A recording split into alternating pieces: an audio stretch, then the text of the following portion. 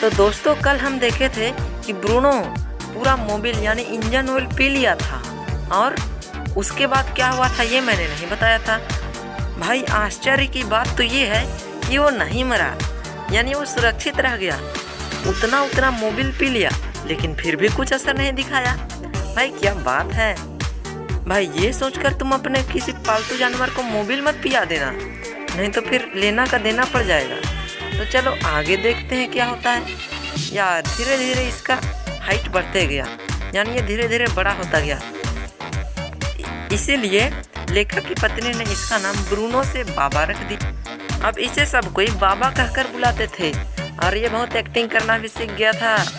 भाई अभी मैं इसे जो एक्टिंग बताऊंगा ना, वो सोच के तुम एक्टर ही से कहोगे, क्योंकि एक्टर के समान ही एक्टिंग करता था। यदि कोई इसे कहे कि बाबा अरेस्टल, तो यही क्या करता था, इसके सामने जो भी दिखे मार पीट के एक करके उसे पटक देता था। तुम समझोगे क्या ये हीरो है? नहीं भाई, एक्टिंग करने सिखाया गया था। तो उसके बाद यदि कोई कहे कि होल्ड गन, तो ये उसके सामने जो भी लकड़ी दिखता उसे पकड़कर वो एक तरफ से पॉइंट करता, जैसे गन को पॉइंट करते हैं ना, उसी तरह से निशाना लगाता। अब यदि कोई इसे कहे कि बाबा वेयर इज दी बेबी, तो ये क्या करता था, एकदम हाथ को ऐसे बना लेता बेड की तरह और उसके ऊपर कोई लकड़ी को रख के ऐसा ऐसा करता था। मैं बहुत मजाक करता था ये। मुझे तो लगता है इसे एक्टिंग करने के लिए सिखा देना चाहिए था, क्योंकि फिल्म में भी तो अच्छा शूट कर लेता, एक्टर तो है ही है। भाई धीरे धीरे ये इतना बढ़ गया कि उसके घर में जो 2 कुत्ते थे ना, उससे भी बड़ा हो गया। इसके पड़ोसी भी डरने लगे। अब इसे सीकड़ में बांध के रखना पड़ता था, क्योंकि सब कोई डरते थे, क्योंकि भाई जंगली भालू तो आदमी को मार भी सकता है।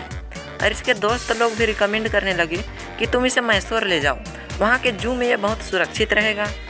लेखक का बेटा भी बोलने लगा कि इसे घर में रखना पॉसिबल नहीं है, क्योंकि ये बहुत बड़ा हो गया है। लेकिन लेखक की पत्नी उसे कहीं भेजना नहीं चाहती थी, क्योंकि भाई धीरे धीरे जिसके साथ रहोगे ना, वो एक परिवार का अंग बन जाता है। ठीक इसी तरह बाबा भी उसके परिवार का एक अंग बन गया था और उसकी पत्नी उसकी बहुत देखभाल करती थी, अपना घर का बच्चा जैसा मानती थी। 2-3 सप्ताह के बाद इसकी पत्नी भी मान गई कि हाँ बाबा को ठीक है तब मैं भेज दूंगी, लेकिन ये हिचकिचा करके बोली, यानी पूरे साफ से नहीं बोली। उसके बाद उसने जू के क्यूरेटर को एक लेटर भेजा। उसमें क्या भेजा था, उसने वो लिख के भेजा था कि हमारे घर में एक पालतू भालू है, उसे क्या आप अपने जू में रख सकते हैं। तो भाई रिप्लाई के साथ एक लोरी आया और लोरी में क्या था, एक केज था। तो तुम समझ ही सकते हो कि रिप्लाई में यस आया होगा, इसलिए तो केज भी साथ में भेजा है और उस केज में बाबा को पैक कर दिया गया।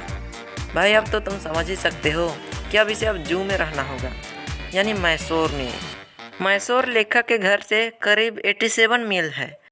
अब बाबा को लेखक की पत्नी से उतना दूर रखा जाएगा। बताओ भाई, अब लेखक की पत्नी बिना अपने पेट के कैसे रह पाएगी। मुझे तो लगता है कि ये बाबा भी नहीं रह पाएगा, क्योंकि ये भी लेखक के परिवार के साथ मस्त था।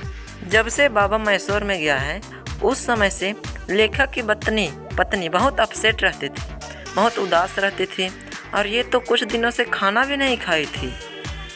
वो दिन भर सिर्फ बाबा के बारे में सोचते रहती थी। भाई मैं भी एक तोता पाला था ना, वो जब उड़ के भाग गया, उसके दिन के बाद 1 दिन तक मैं खाना नहीं खाया था और उसी के बारे में हमेशा सोचता रहता था। ठीक उसी तरह लेखक की पत्नी भी बाबा के बारे में हमेशा सोचते रहती थी। वो हमेशा उसकी याद करते रहती कि बाबा कैसा होगा। मुझे एक उपाय दिख रहा है, अगर ये बाबा को छोड़ दी तो कुछ अलग पेट पाल लेती, जैसे कि तोता पाल लेती, तो इसका ध्यान हमेशा तोता में रहता, बाबा से छूट जाता, उसी तरह से बाबा को भूल जाती। लेकिन ये तो कुछ पाली ही नहीं। लेकिन फिर भी दोस्त, मैं भी कुछ नहीं पाला था। मेरा तो 1-2 दिन में बस याद छूट गया था, क्योंकि छोटा सा तोता ही था ना। तो बाबा भी ठीक इसी तरह कुछ खाता भी नहीं था और हमेशा अपसेट रहता था, उदास हताश रहता था। इसने तो बहुत बार जू के क्यूरेटर को भी लेटर भेजा और वहाँ से सिर्फ एक ही रिप्लाई आता है कि बाबा ठीक तो है, बट शुरुआत के कुछ दिन ठीक से खाना ही नहीं खा रहा था और आजकल भी ठीक से खाना नहीं खा रहा है। अब बस यही रिप्लाई आता है। और पूरा उदास रहता है। कह के ऐसा बोलता है रिप्लाई में। ये सुनकर ये और दुखी हो जाती है। एक बार क्या होता है, लेखक के कुछ दोस्त मैसूर जा रहे थे घूमने के लिए। मुझे लगता है बाबा को ही देखने जा रहे थे। तो लेखक की पत्नी बोलती है कि बाबा को ज़रूर देख के आइएगा कैसा है। तो लेखक के दोस्त बोलते हैं ठीक है। तो जब देख के आए उस समय वो बताएं कि बाबा बहुत पतला हो चुका है। पहले यहाँ मोटा था बट यहाँ पतला हो चुका है और पूरा उदास रहता है। ये सुनकर तो फिर लेखक की पत्नी उदास हो गई। उसके बाद क्या होता है, उसके बाद लेखक की पत्नी लेखक को फोर्स करने लगी कि चलो हम लोग मैसूर जाते हैं, बाबा को देख के आते हैं। लेकिन लेखक तो है ही वैसे हैं। वो बोलते रहे कि अभी नहीं, कुछ दिन बाद जाएंगे। लेकिन 3 महीने के बाद वो पाला उसी पर भारी पड़ गया। यानी लेखक की पत्नी बोलने लगी कि या तो तुम मुझे कार से ले जाओ या तो मैं खुद बस से चल जाऊंगी, कोई टेंशन नहीं है। जब ऐसा बोल दी लेखक की पत्नी, तब लेखक समझ गया कि अब तो मुझे ले ही जाना पड़ेगा। उसके बाद लेखक और लेखक की पत्नी मस्त से कार में बैठ के कहाँ जाती है, मैसूर। 87 माइल्स जाने के बाद जब वो जू में पहुँचती है तो लेखक और लेखक के सारे दोस्त लोग सोचते हैं कि अब तो बाबा लेखक की पत्नी को पहचानेगा भी नहीं। और लेखक भी वैसा ही बोल रहे थे। भाई तुम क्या सोचते हो, क्या बाबा लेखक की पत्नी को पहचानेगा? भाई लेकिन जब लेखक की पत्नी बाबा के पास पहुंचती है ना, तो सबको झूठा साबित कर देता है।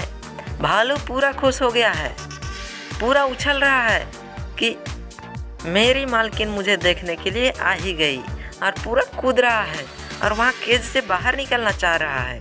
अब लेखक की पत्नी भी पूरा खुश हो गई कि चलो पहचान लिया। उसके बाद लेखक की पत्नी सबसे पहले उसे चाय देती है।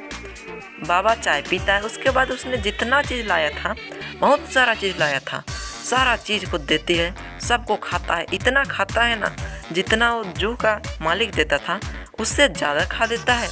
उसके बाद लगातार 3 घंटा तक पत्नी उसके पास से हिली भी नहीं।